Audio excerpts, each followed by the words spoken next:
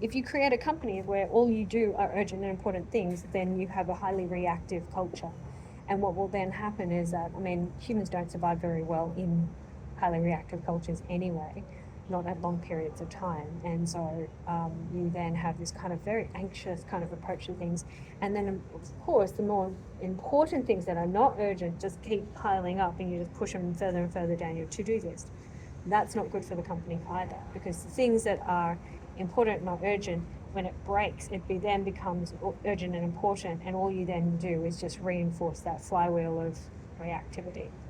So the things that are urgent and important, you do, but not at the detriment of scheduling the important but not urgent. So I would actually suggest that you start with scheduling first, okay? So I tend to start my day and I leave a buffer, first couple of hours that I'm working on, for the urgent and important things, okay? So that if you do need to address it, you address it.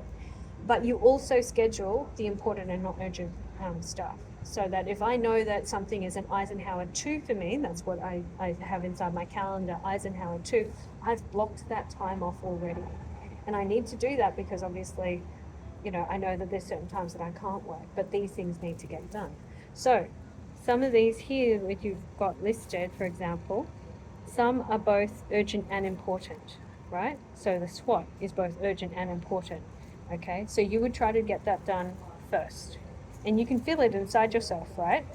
And you try to time box it, because humans will basically, there's a principle where essentially you'll just fill whatever time you've assigned to it, you just fill it. And we all know that. And we're like, oh, but the assignment's not due for 3 weeks, and it'll take you 3 weeks, but it also takes you 7 hours before the last due date. Yeah.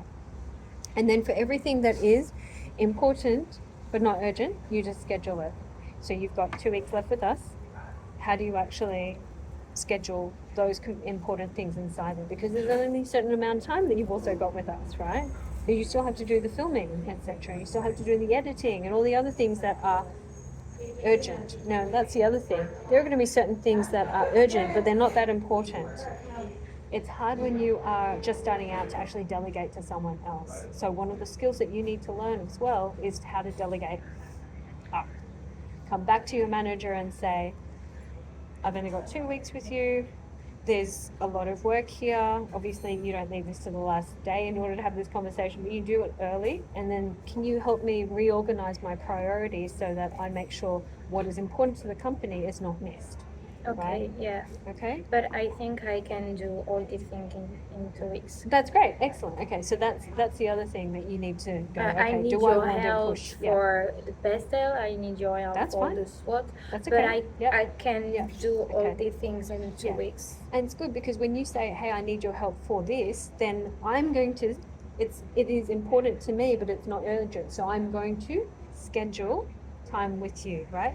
Now, when you're thinking, hey, you know what, I just want to delete this, right? I've been given this task, but it's not urgent and I don't think it's that important to the company, kind of thing. I need to toss something overboard. When you're just starting your career, it's really important that you run that past your manager, because just because you perceive it to be not urgent, not important, doesn't mean that your manager doesn't have a bigger picture of the... Yeah. Okay. Cool. Hope that helped.